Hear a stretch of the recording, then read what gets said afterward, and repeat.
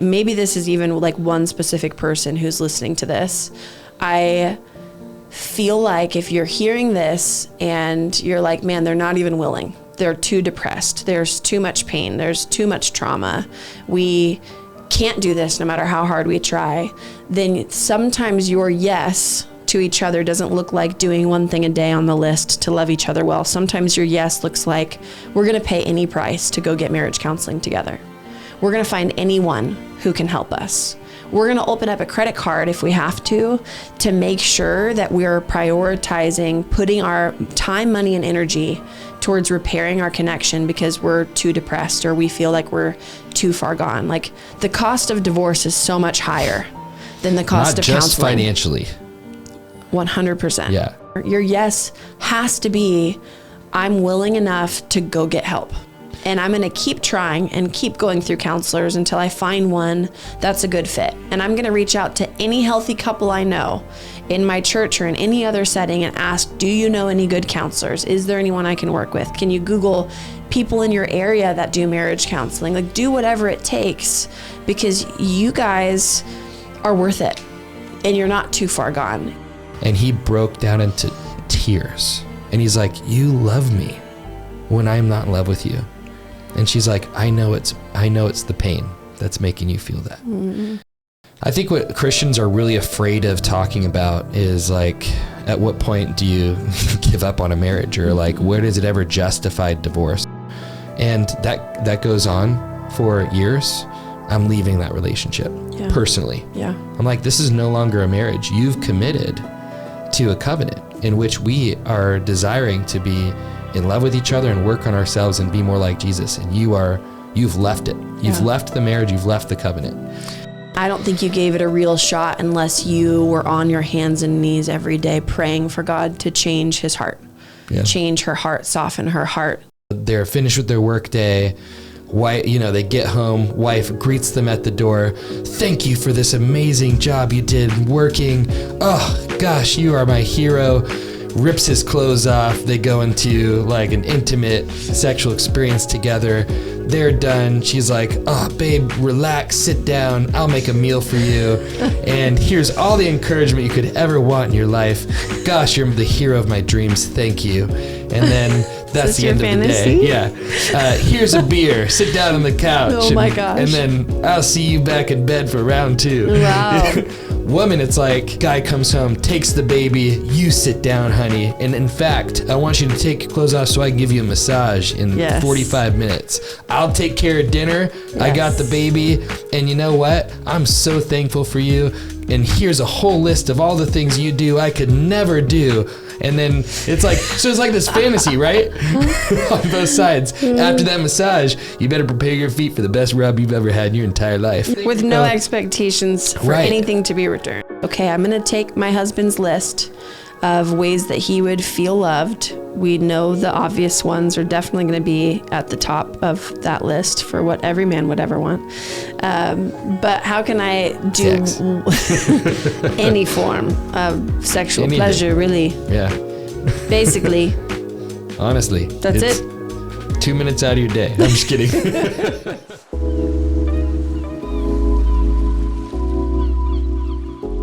What's up? Episode 88. Did you know that? Whoa. Episode 88 of the Alive and Free podcast. Should we do like a big giveaway for episode 100? That'd be fun. Let's talk about what it is. You won't know till we talk about it, and then we share it with you once we have talked about it. Get ready. we got to make it good. But today we are talking about how to love your spouse in marriage when you are both depleted by parenting, business, life events, busyness, not just business. Well, business careers for most people. For sure. Yeah. So it's how do you still fill up each other's tank? How do you love without entering into codependency? How do you bring the love that you do have to give without, feeling defensive when somebody still feels like they're depleted? How do you not project all of your deficits onto your spouse? How do you create safety in the midst of your depletion? These are all things that we've been navigating through ourselves, right? Yeah. Did you list all those because we're going to speak to each one of those? Because I think we need to like write a list down if I'm about to try to remember that. Those were all the things I've mastered in our marriage. Oh, okay. And just kidding. I'm the novice working my way through. Well, now I sound like an arrogant dude. You do. Well, but that was the point of the joke, right? Yeah, I know. I'm humble too. I don't know anything about what I'm doing at all. We are both very much in process. Yeah. It would be hilariously ridiculous if only being 2 years into parenthood, 6 years and some change into marriage, and 5.5 years into business, it'd be ridiculous if we ever acted like we had the answers and had it figured out and didn't struggle with this exact same thing. But what I can say is we fail forward very frequently. Yeah. Like we struggle often. And we face those struggles. We feel our pain. We lean into connection and we grow from it. And we do it pretty quickly, I would say. And I feel like we're really, really failing forward quickly and experiencing a lot of breakthrough in our connection. Yeah. Here's why I think I would give ourselves some credit is that 2 weeks into dating, we got counseling. And that was because we wanted to set ourselves up for success and not just do the whole chemistry thing. You know, where you're like, oh, I'm waiting for the right chemistry to have a relationship flourish. It's AKA, like, no. I'm waiting for the person that makes me feel sparks because they're meeting all of my childhood deficits that never got fulfilled by my mother and father. Which sets you up for a high stakes relationship when things fall apart. Yep. But we've been leaning into individual coaching, consulting, counseling, really confronting our unresolved pain that's still causing disconnect between us and ourselves, each other, God. For probably a decade now, we have gotten hundreds, if not thousands of hours of couples counseling, individual counseling, coaching, therapy. We've read a lot of books on this. We are constantly sponges, soaking up everything we can, even in this season, to learn about this stuff. And I will just say this conversation is not coming from a place of we have all the answers, but I do think we have a plan right now based on some recent things that we've been absorbing for how we're intending on investing into our relationship in the midst of crazy busyness, crazy exhaustion, which also makes triggers more prevalent. And so I think knowing that those things are happening, overwhelm is there, it is important to go, okay, what's the vision that we're going to have for our marriage? What's the vision we have for each other? And how are we going to intentionally sow into a connection to have a thriving and flourishing marriage, and not just wait for the next 5 to 10 years to be done in parenting to then invest into our marriage again. 5 to 10 years, because parenting stops when your kid's 5 or 10. Well, you know what I mean? But like those beginning ages definitely pull away from. There's so much zero more autonomy your children have. Yeah. Yes, I hear you. So I think that's kind of what we're speaking to today. So if you have any of those things in your current marriage, that's something we want to speak to. Yeah. But you go ahead, because I know you have like so many thoughts on this. And, I was just listening. Oh gosh. We took a poll on Instagram just asking people like, what has been your biggest struggle for the last 12 months? And the amount of you, which I'm guessing you participated in that poll because you listened to our podcast. So I'm assuming that I'm answering some of your questions. Were there like 50 responses, or? I didn't count. Probably a lot. There's a lot. Yeah. But the amount of you that talked about the struggle of balancing work life and the different job positions you guys have. Some of you work from home and some of you don't. And the taking care of the kids and who's more tired, who works harder, like who has more time with the kids, that like that competitive thing. Like that's a real one. And then balancing, like, how do I stay full in motherhood? And I think that's a problem that men and women both experience. But I think it's different when you're a mother, especially a mother to littles, because you have a 24-hour-a-day job that never stops, just depending on the stage that you're in with your kids. And so I think there's this huge tension of how do I stay full? And then for the man who's working, 6 to 12 hour days trying to provide for his family. And then he comes home and then has household responsibilities and then is taking care of the kids. And like, I'm sure for a lot of you who are doing your best to love your family well and take care of your kids and work and provide for your family, I'm sure that you feel this tension constantly of feeling so depleted and wanting to do more, wanting to do it well, wanting to feel connected, wanting to stay out of being roommates with your spouse, trying to figure out, how do I stay connected to God in the midst of this? Like, how do I actually work and live and love and lead from a place of connection and rest and abundance, and not out of toil, striving, performance, this depletion cycle? Yeah. And I've wrestled with this thought for a long time, but I have a coach that I've worked with, and she says exhaustion is a trigger. And that one's hard for me, y'all, because I can't tell y'all how many times in my life I've felt just deep exhaustion. And I can easily have it be justified because I look at my sleeplessness, and I can take a long tally list of all of the things that could be exhausting me. And the hardest thing about working through triggers is if you feel like you have justified reasons to be triggered, because it actually steals your ability to take massive ownership over working through that trigger. The hardest thing when you're in trigger is when you have justified reasons to be triggered, because it actually steals your ability to take massive ownership over your pain, over your emotions, over your reactions, and get the healing that your heart needs.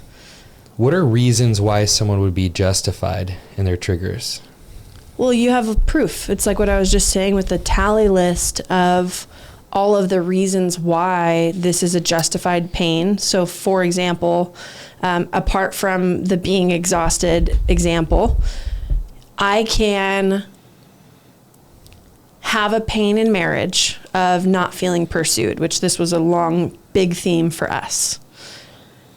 And even if in my childhood, I didn't get the love and pursuit that I needed at a core level from my dad, even if that is a part of the equation of why I have this pain or why I have this deficit. If I look at my husband hasn't asked me on a date, or he hasn't taken me on a date, or he hasn't initiated sex, or he hasn't shared the ways that he loves me, or he hasn't gone out of his way to meet X, Y, and Z need. Now I have a justified reason for my pain and my trigger of feeling unwanted and unloved. And I can blame you because I have a list of all the things you haven't done. And right? You have proof and validation of the trigger, which could disempower me from actually taking care of that wound. But what it feels empowering towards is going, oh, you need to be fixed. It's like it almost makes a person feel like, oh, I'm powerful to take a moral high ground. Yeah. Right? So Gottman, who's like a big marriage expert, talks about contempt. And that's taking a moral high ground in arguments. It's actually the number one reason for divorce. Which is, I'm right, I'm not going to take on any more information. And I think why our brains go to that is because we are scared that if we don't blame, then we'll be left with a powerless feeling of something I don't know how to change. But if I can blame you, at least I can go, no, if you just fix these things, I'll be okay, I'll be taken care of. And it gives us an illusion of feeling like you're in control of something. And then it also gives you a justified reason to run away from that person if they're the source of pain towards you. Instead of going, no, my sense of okayness and well-being is not another person's responsibility, as my own. And I think that's the big deception inside of marriage and relationships, is it's another person's responsibility for me to feel okay and to feel enough, to feel loved.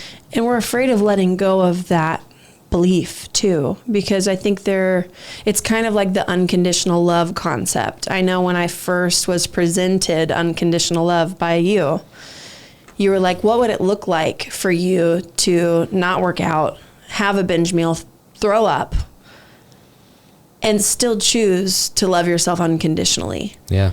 And I just was like, no, because if I love myself when I'm doing all of these quote unquote bad behaviors that I don't like, it'll condone that behavior and make it more prominent in my life. Yeah, there'll be more of it. Yeah. Which was a belief, when actually love breaks the power that those things have over you.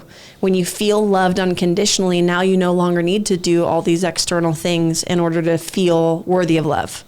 Which is the same as a Christian going, I'd rather choose the Old Testament than a God that would give up his life for me in my worst. I'd rather choose a rule system and give me those and I'll follow them. Yeah, because it's predictable. Yeah. Right? I can do something about it. Yes. Yeah. Yeah. So, it's that same thing of like, okay, if I let go of my need and desire to blame you and have you be the reason why I feel depleted and why I don't feel loved and why I'm not enough, then I actually never have to do anything to change. Yeah. I never have to grow. I never have to face my own pain and deficits. I never have to heal my childhood wounds. I never have to bring that vulnerability to you in relationship and feel that exposing. Like, vulnerability in this example would be like, babe, I'm feeling really triggered and I'm starting to believe that you don't want me. I can feel myself forming a narrative around the ways that you haven't pursued me and the ways you haven't loved me. And I think I'm just really being reminded of how many deficits I had in my childhood and how I didn't feel loved and pursued by my dad. And that feels really scary to me right now. Do you love me? Do you want to pursue me? Do you care about me? Like, does it matter to you that this pain is impacting me? Yeah. Like, bringing that level of vulnerability. Bringing that level of vulnerability is so exposing, because you're literally telling this person, here I am, see me in all my pain, weakness, and vulnerability.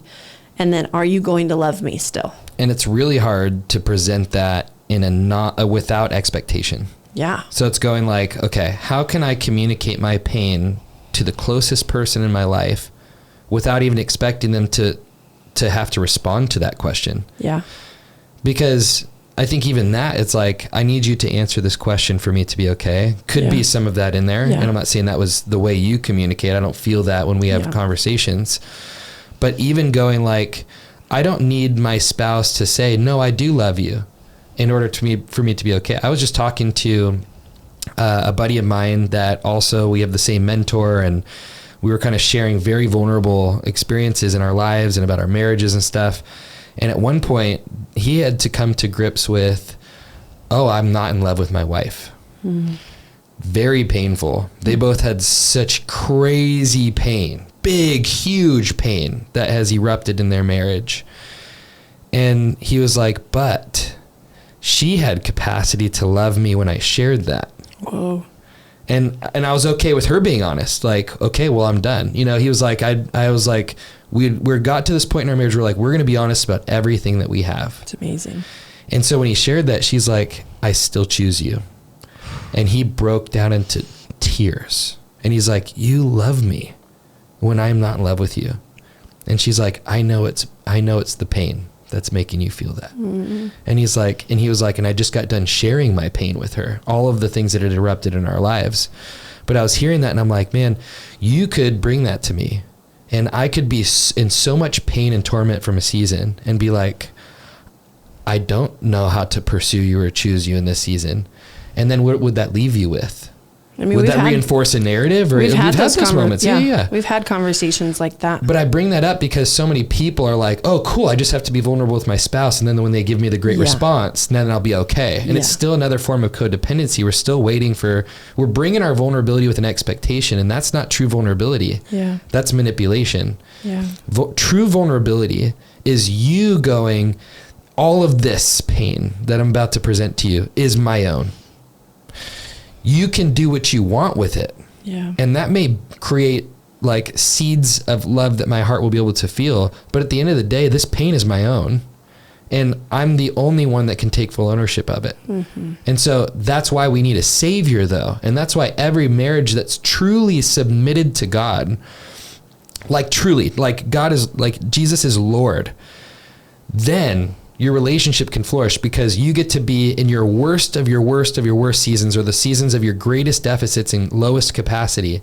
You get to go, we get to be hurting and broken and confused little children together side by side with a Father who's our biggest source of love for each other. Yeah. And then that can actually empower us to love each other in moments we don't require it. I mean, this is why I love the healing journey that we've been on. It's why I love our Come Alive program, or what's now called Alive and Free Collective. And what we teach is that there are so many of us who really love God, or really want to love him. We believe in him. We're not seeing his power in our life. We want more of him. We don't know how to get more. We try to pray and talk to him, but we don't hear him. Like there's all of these conflicting things happening inside of us, but like we've given him our yes and we don't know how to get more. What I love about the journey we've been on is because it facilitates connection with God. Yeah.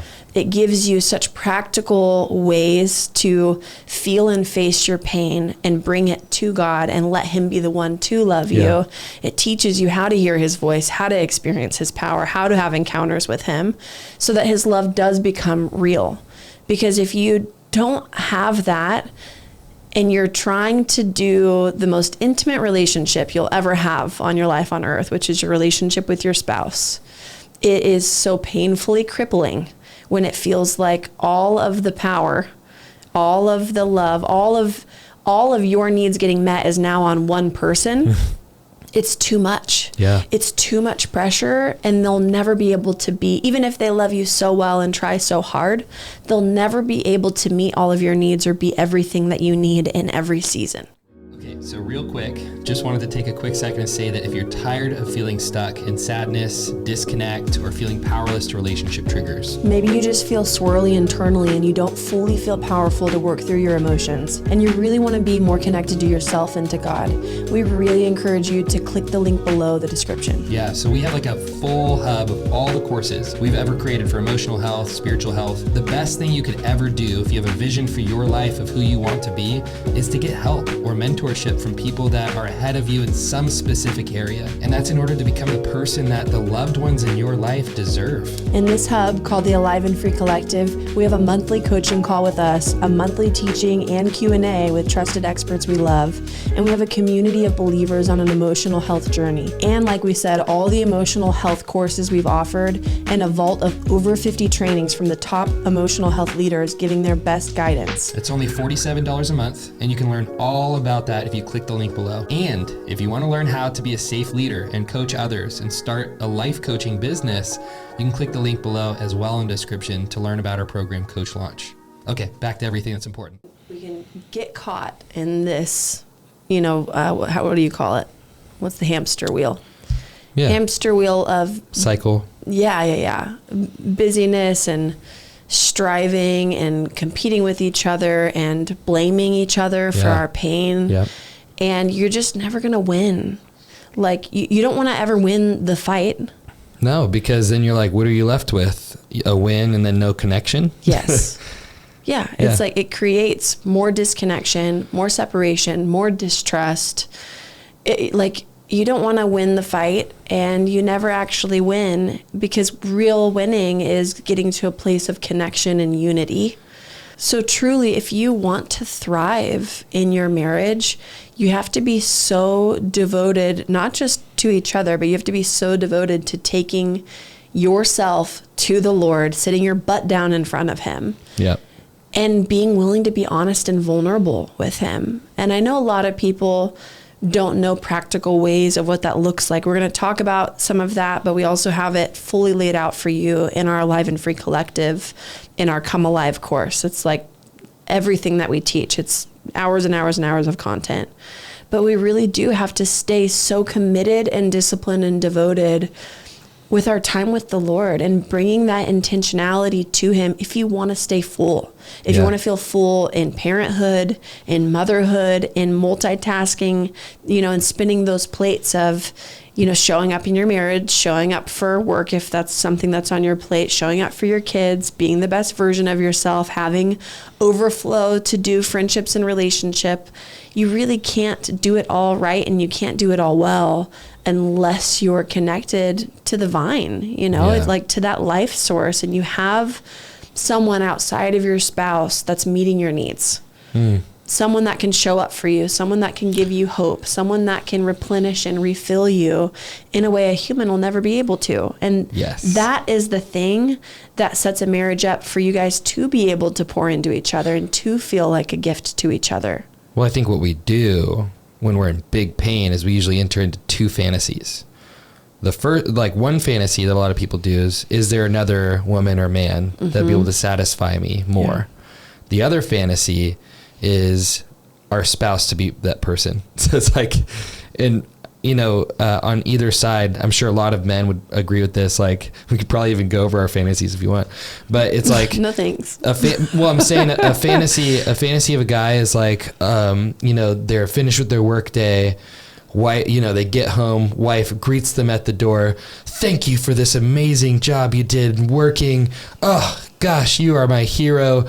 Rips his clothes off. They go into like an intimate sexual experience together. They're done. She's like, oh, babe, relax, sit down. I'll make a meal for you. And here's all the encouragement you could ever want in your life. Gosh, you're the hero of my dreams. Thank you. And then that's the end of the day. Yeah. Here's a beer. Sit down on the couch. Oh, my gosh. And then I'll see you back in bed for round 2. Wow. Woman, it's like, guy comes home, takes the baby, you sit down, honey. And in fact, I want you to take your clothes off so I can give you a massage in 45 minutes. I'll take care of dinner. Yes. I got the baby. And you know what? I'm so thankful for you. And here's a whole list of all the things you do I could never do. And then it's like, so it's like this fantasy, right? On both sides. After that massage, you better prepare your feet for the best rub you've ever had in your entire life. Yes. But like, there's this thing with where you no go, expectations for anything to be returned. So there's on both sides, we're like, gosh, couldn't it just be this way? And I think what we don't realize is like, okay, but you're expecting a person at the end of themselves to meet your needs, and you're coming in with expectation instead of give. And one thing that we're leaning into right now is what would it look like for us to write down, and we're doing this, we're having a meeting this week, we're going to write down all of the ways we feel most loved. And our goal in our marriage is shifting into, how can I just meet as many of those as I can? How can I bring sources of love to the table and let go of my needs getting met? Now, I've seen this happen where the couples don't communicate with each other. And so one person's like, I'm going to do this. And then a month goes in and they're like, this person hasn't loved or reciprocated. And we've done that in our marriage too, or has it been cycles? Times, yeah. But it has to be two people going, hey, what's our vision for our marriage? Yeah. How do we want to feel connected? Well, personally, I want this marriage to be marked by us having exchanges of love for each other. What if we got together and we talked about the ways we feel loved, and we start intentionally investing into that bank? And then we have weekly meetings talking about like, hey, how are you doing here? Yeah. How are you feeling in our marriage? Yes. Yeah. Do you feel loved? Do you feel like we're in alignment? How do you feel like we're doing in parenthood together? Like, we have those conversations very frequently. Yeah. Just like little marriage check-ins. We did one this morning. But yeah, I think our goal isn't like, how many of these things can I do every single day? Our goal is, okay, I'm going to take my husband's list of ways that he would feel loved. We know the obvious ones are definitely going to be at the top of that list for what every man would ever want. But how can I do any form of sexual pleasure, really? Yeah. Basically. Honestly. That's it. 2 minutes out of your day. I'm just kidding. But our real goal is, how can I intentionally go out of my way to do one of those things on your list to love you every single day? Yeah. And this isn't about like, I'm going to give so that I can get. This is, I'm going to give because I want to make deposits in my marriage. Yeah. and I want to try my best to give without expectation. But at the same time, we want to have a standard of we're both fighting to love each other well right now. Yeah. This doesn't work well if there's one person who wants to work on your marriage and one person who wants more connection. It works well for two people coming together saying we both want more. Yeah. And I think a lot of people get stuck in marriage and in other relationships when they're like, but here's the thing is I don't want more connection. Well, you feel that way because of all of the weeks, months, days, years of disconnection you've deposited and the other person has deposited. And you're not going to feel like you want connection. Some of you feel like you're too far gone and you're not. It's just that you haven't made enough deposits of love and y'all haven't done it together on the same page. Yeah. Now, the hard part about this is the other person has to want it too. Yeah. So you have to have willingness. You have to hear that person say, yes, I have pain, but I'm willing to put effort in every single day to our connection, even if it's hard, even if I don't feel like it, even if I don't want to, even if I have so much pain pulling me in every other direction, I'm committed and devoted to trying. And the moment you feel deficits, not going, oh, they're not hitting anything on my list. Yeah. Doing your best to go, oh, I need to plug back into the source. Yep. God, how do you want to meet this need? God, how do you want to show up for my heart in this area that I feel a deficit? Yeah. We have to bring those vulnerabilities to God. Otherwise, we will project them onto our spouse, and we're going to leave them feeling inadequate. And obviously, inadequacy is, like, if I feel inadequate, that's my responsibility to work through it. But you can certainly contribute to it. Mm-hmm. And I think sending a message of you're not enough, you're not enough, you're not enough, even people that have strong ways to work through their triggers of inadequacy are still going to feel the weight of that. And it's going to be harder to work through it. And it's going to be harder to feel like they're enough in that relationship. Yeah. You know, so we have to own on both sides. Okay, I'll own my inadequacy, and the other person has to be able to own their words and the way they communicate. Mm-hmm. And that's something we've fought really hard recently and in the recent months. How do we fight? You know, it is important to not to take ownership for, oh, we brought a lot of contempt and defensiveness into that argument we had. That wasn't okay. That's never okay. And so how are we going to clean up that mess? Because the pain is valid, and sharing pain with each other is valid. But entering into those moments where you're like, I'm not going to hear your heart, that means we need to create some space for a moment to get to a place where we're okay without the other person, and then come to the table where it's like, I can at least hear you and love you and have empathy and compassion.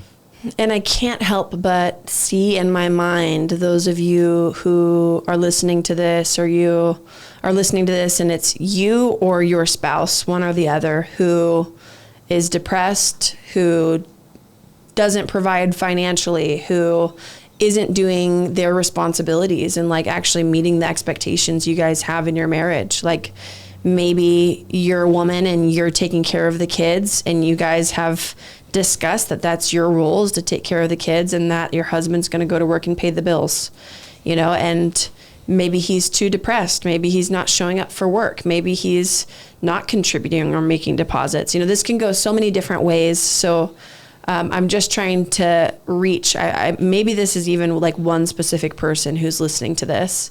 I feel like if you're hearing this and you're like, man, they're not even willing. They're too depressed. There's too much pain. There's too much trauma.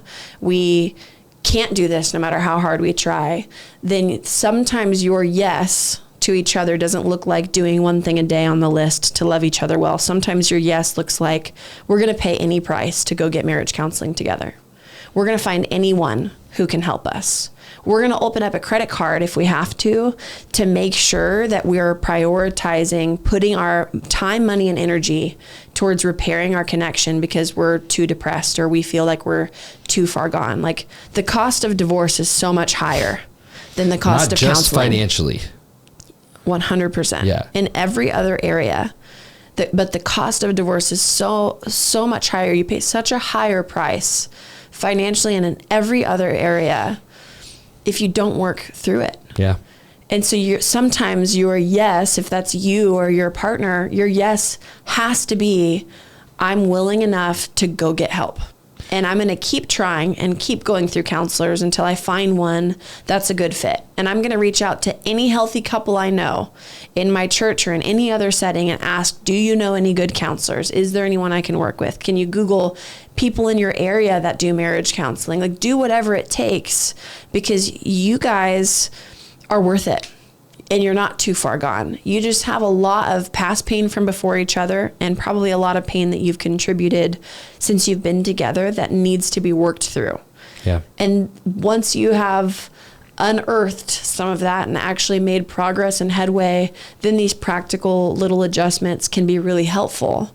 But I don't want your limiting belief to let you believe that that's true, that you're too far gone. Yeah. Yeah, I think it's interesting. Like, what you're bringing up is a really good point, because, I hear so many people that are living powerless in their marriages. Mm-hmm. And I think what Christians are really afraid of talking about is, like, at what point do you give up on a marriage, or like, where does it ever justify divorce? And I think so many Christians are like, and I've probably fallen into this camp too, where I'm like, yeah, it's not justified. But then I've heard so many stories where I'm like, that person's abusing you over and over and over again. Yeah, I'm telling that girl to get out of the relationship. Sorry, he's hitting you and sexually assaulting you. Get out. And furthermore, press charges. Yeah. I'm like, okay. So any normal Christian would be like, yeah, that would be an okay experience where it's okay to get out of the marriage. Okay, what else? And I think it becomes highly nuanced when you start dealing with marriages and meeting with people. And something that I've kind of decided within myself, and some people might disagree or agree with this, and I might land in a different place if it were to actually happen in our lives, right? But I've thought, I don't care if you're in the biggest pain of your life and in big mess. I'm not leaving. I'm not leaving you if huge mess shows up within your life. But if huge mess continues and you don't get help, and you're not allowing any influence into your life to work on things, to get your heart healed and taken care of, to have some sort of influence from a leader, a father, a mother, and that goes on for years, I'm leaving that relationship personally. Yeah. I'm like, this is no longer a marriage. You've committed to a covenant in which we are desiring to be in love with each other and work on ourselves and be more like Jesus. And you've left it. You've left the marriage. You've left the covenant. One thing that I think is hard, because we've had this core value since before we met each other. We both knew we wanted to marry someone who was committed to growth, committed to Jesus, committed to healing. Yeah. And so for those of you listening to this, I'm like 100% unfazed by him saying he would divorce me. Yeah. There's there's not one emotion that spiked in me at all. Because I'm like, that will just... It's like, you would? That would just never happen. That wouldn't happen. The world that I'd have to go through like brain damage, truly. Yes. Brain damage or like something crazy, like physical, chemical, hormonal, whatever. But I know that I'd still be willing to seek out specialists and get help. And I know that my husband would support me in that. It's the willingness. It's the hunger to grow. It's the decision to move forward and do our best, even when we're struggling. But for those of you who might have chosen a spouse before you were aware enough to pick someone who had a commitment to growth, I feel a lot of compassion for you. Like for those of you who, married someone that was on a trajectory for growth and health and healing, and then something snapped in them and they haven't bounced back and they aren't willing to grow and they aren't willing to get counseling. I don't know what I would do in your situation. I really don't. I know I would be listening to the Lord. I would be asking him questions. I would be really seeking his wisdom and clarity. And I would be getting a ton of counseling, trying to figure out, what can I do? Yeah. Like, how can I bring my best to be Jesus and to look like Jesus in this marriage, even if it's excruciatingly painful? Like, I would want to know I was honoring the Lord with what I was doing. But like, you wouldn't want to miss what it brought up in you that you could work through, because those things will come up again in another relationship. I don't want my pain to tell me to leave. Yes. I'd want to make a healthy connected, empowered, wise decision, and not just from outside counsel, but from the Lord too. I'd want that to line up, and I'd want it to be confirming. But I feel a lot of compassion for you guys who are in a marriage and your partner isn't willing to grow. And I'll say this, and Lord, cover my words with your grace and with your spirit. But like, I think if I were in that scenario, I would need to ask my spouse, are you willing to grow? Are you willing to put in the work? Because if you don't have a yes to that, then you don't have a yes to our marriage. And if you're not choosing into our marriage, then we don't actually have a covenant. Like, and that wouldn't even be me deciding to divorce. It'd be me saying, like, are you willing? Do you want this? Like, it's the ball's in your court because I'm willing to fight. Yeah. But I don't know. I'm in the same boat as my husband, which is why we're married. Yeah. Like, I don't know that I could keep leaning in with someone who wasn't willing to lean in at all. Like, that's not what a marriage is. And also, like, some of you have probably been in such intense pain that you're like listening to this, and there's a part of you like, is this giving me permission to leave? And I would say, don't take it that way. Yeah. If you haven't exhausted every resource in your court to get help yourself, and to work through things and take massive ownership over the things you've contributed into the marriage, into the relationship, because also I've seen relationships where it's like, yeah, but he's totally backed out, and it's like, yeah, but you've been crazy codependent too. Yeah. And you have brought this and this and this to the table, and you have hounded him. Yeah. Moment after moment after moment after moment. You're critical every single day. And so you can't just put that all on him. Yeah. Sorry, you're bringing stuff to the table too. So I've seen it's almost always, there are things, it's every time. There are things on both sides. Yeah. Now, is there a larger source of damage from one of the people? Maybe. Yeah. But you can't get into that anymore. Mm-hmm. You have to enter in with what can I take ownership for? And then what am I willing to do? Be a powerful person. Decide what you want, whether it's God honoring or not. Yeah. Decide, because you may choose something and God's not on board. He can redeem that. Yeah. Right? But I think at the end of the day, our highest goal and source, our highest goal and thing that I'm going after is, how can I be led by God in my life, regardless of what anybody else around me decides to do, including the closest people. Yeah. And that's a powerful way to live. Yeah.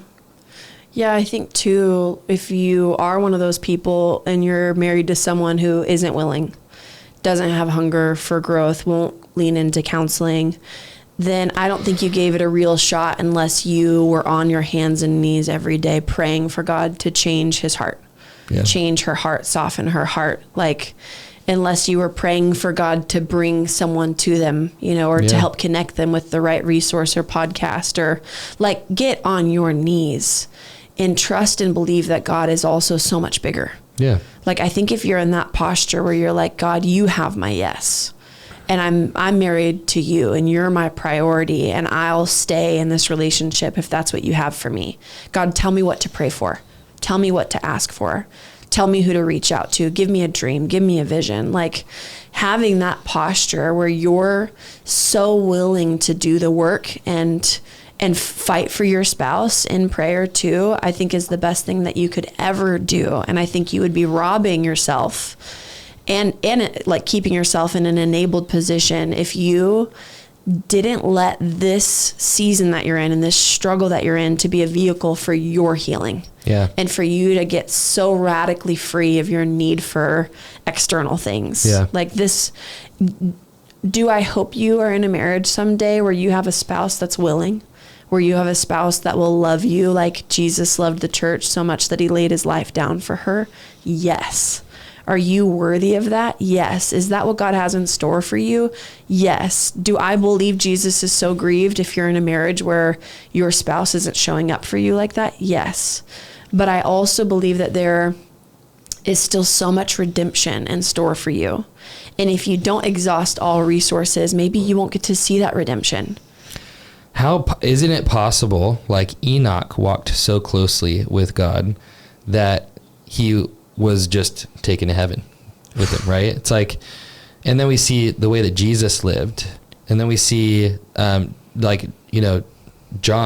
the disciple. And I mean, there's just moment after moment after moment that we see there's a higher way to live. You know, like even Stephen was stoned to death, and he was only aware of God in that moment and glory. He couldn't even feel it. You know, like, I want to get to that point in my life to where, like, man, the crazy stuff going on in my marriage or around me or in my life is it doesn't carry any weight against, you know, the glory that I'm experiencing in my identity in Christ and my experience of intimacy with him. Yeah. I'm not there. I want that though.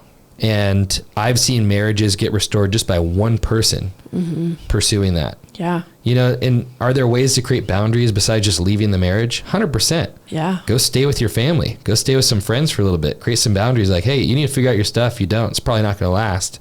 But I'm in this. Yeah. And me being in this is me creating space because it's not safe here. Yeah. That's a powerful thing to do. Hey, like, you know, there are 1,000 more things you can do besides leaving a marriage when things get tough. Yeah. And I think that's what a powerful person explores, but you can only do that truly when you're not in trigger. Yeah. And that's why it comes back to have like a crazy ability to get back to love, truth, peace in the midst of triggers. Yeah. And then you're going to make good decisions. Mm-hmm. Yeah, it's always what we come back to. Yeah, I think, like, you know, taking it out of the depths of complicated relationship, like even when it comes to spinning all the plates in your life and wanting to do it well and figuring out how to show up for the people in your life from a full overflowing cup, it's the same answer. Yeah.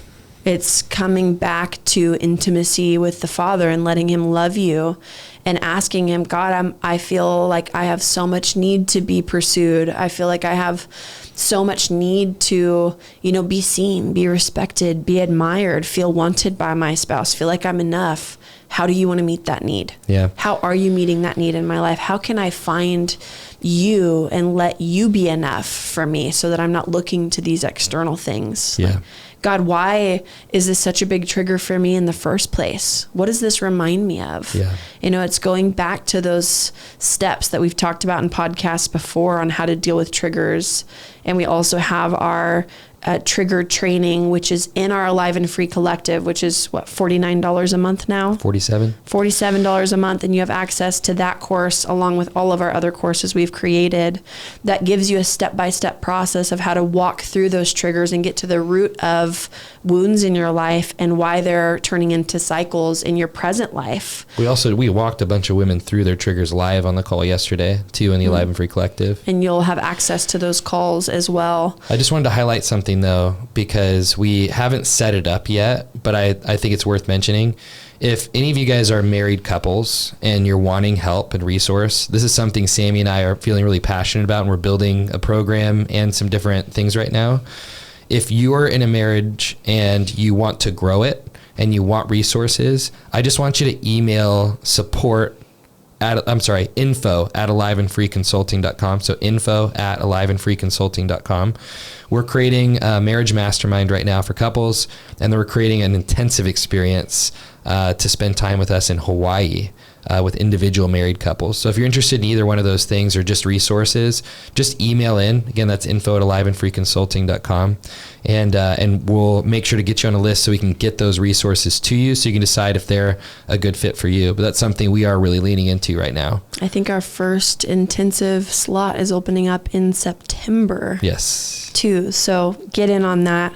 We're really excited about that. We feel like a big stir is happening in our hearts to really specifically help couples in their first 5 years of marriage. Yeah. We've only been married for 6 and aren't pretending to have arrived in any way, shape, or form, but really just wanting to grow with you and help facilitate growth and connection and intimacy in your marriage. And what we are good at is navigating through pain and experiencing love and healing in a way that transforms you. So stay tuned for that. But if you guys are looking for any of those resources, just check the description. We'll have links. We'll have that email available for you.